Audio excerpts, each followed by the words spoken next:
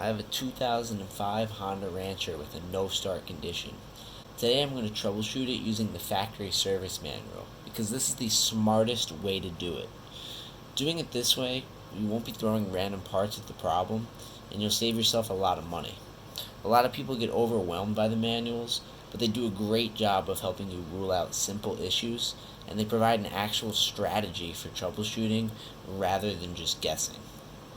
Every time I try and start my Honda, I hear a single click. The factory service manual gives you this troubleshooting guide for what to do when your starter motor will not turn.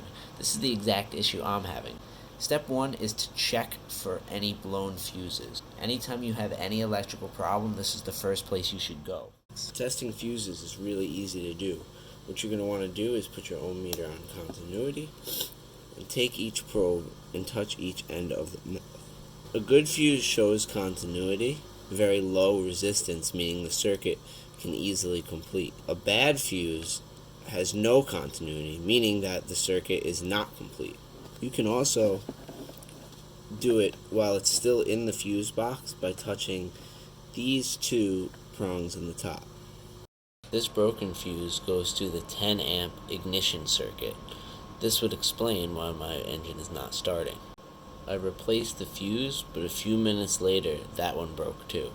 The problem with finding a broken fuse is that it usually broke for a very good reason. To figure out why, I grabbed my multimeter.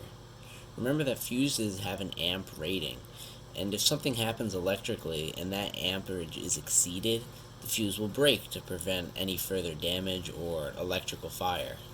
So I set my multimeter to amperage. And in order to be in amperage, you need to have the red terminal in the amperage spot. And now that everything looks good, I can turn it on.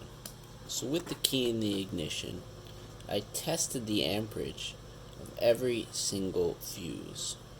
And what I found was that when I tested the ignition fuse, it was reading at 15 amps, but the manual and the fuse says it's 10 amps. So what that tells me is that there's probably a wire crossed somewhere. Looking at the wiring, it's pretty obvious that there are crossed wires. The first thing I noticed was this blue wire.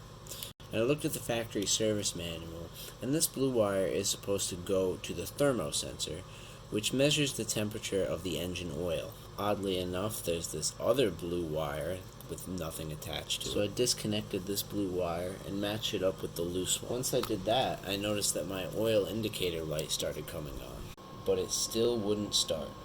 Step 2 is to check that the battery is fully charged and in good condition. What you want to do is get a Harbor Freight multimeter and turn it on to DC voltage. Now remember, a battery is 12 volts, so 20 is the closest that I could have. What you'll want to do is take the negative probe on your multimeter and touch it to the negative terminal on your battery. Positive probe to positive terminal. You want about 12.8 to 13.2 volts. Step 3 is to check the battery's connection. This one gets overlooked all the time, but the battery terminals get corroded very easily. Take some sandpaper and sand off the terminals of the battery and the wire terminals that attach to the battery. Step 4 is to check the connection at the starter relay terminal. Fast forward a bit in the video, this was my problem. Let me serve as an example to why you should always follow the manual. The manual is all-knowing. Nobody is too good for it, so don't skip any steps. Just like the battery, take the starter relay terminals off and sand off every piece of metal that is a part of the connection. Make sure the wires look good and nothing is broken or exposed. Step 5 is to check the connection at the starter motor. Take that top nut off and sand everything down, make sure everything is shiny and clean. Step 6 is to try and start the engine and listen for a click sound at the starter relay switch. The troubleshooting guide branches off based on what happens. I'm going to go to the right first, but in a minute I'll go through what happens if you don't hear a click. So at the starter relay switch, if you do hear a click, you will need to determine if the problem is the starter motor or the starter motor relay.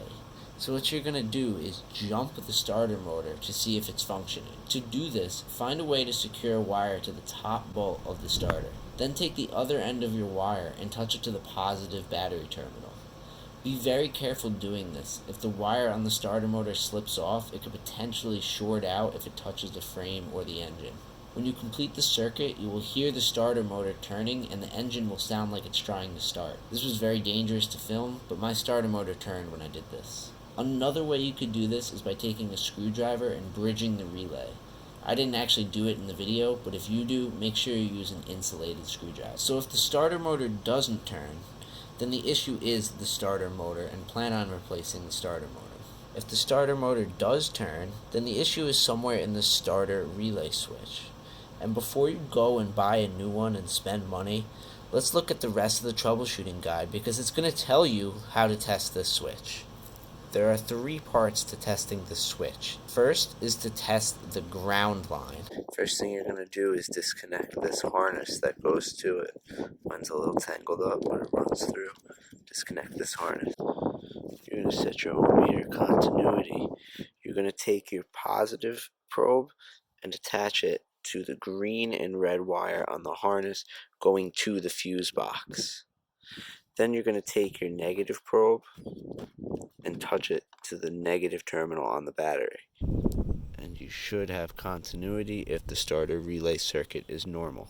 If there is no continuity in your ground line, then the problem is either your faulty gear position switch or a loose or open circuit somewhere in the wiring system. The second is to test the voltage at the starter relay. For voltage, you're going to switch your configuration so that your positive terminal is on the yellow and red wire now. And your ohm meter is going to go on DC volts. Then you're going to do the same thing and connect your negative probe to the negative terminal. And if the circuit is normal, you should have voltage, but I think your key has to be in.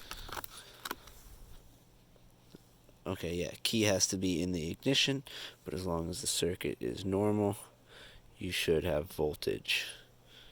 If there's no voltage at the starter relay, then the problem could either be the ignition switch, the starter switch, a loose connection, or an open circuit in the wire harness.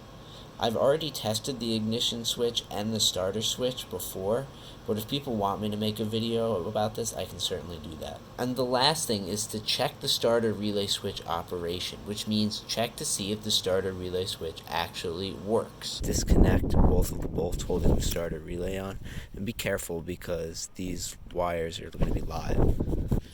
With the starter relay completely removed, what you're going to do is attach a wire going from your negative battery terminal to the green and red wire. Then you're going to take your positive terminal and attach it to that yellow and red wire. When you do this, you should hear the relay activate. But you should also check it for continuity. If the switch does not activate, then that's how you know that is the faulty starter relay switch. So what happened to me is I made it to this point in the troubleshooting guide and my starter relay switch was working perfectly fine. So I was very confused why it wouldn't start. Then I realized that the starter relay switch terminals and the connectors were really corroded and dirty. So I cleaned them off. Once I cleaned off the terminals, I could hear the engine trying to start. I grabbed some starting fluid and it started right up.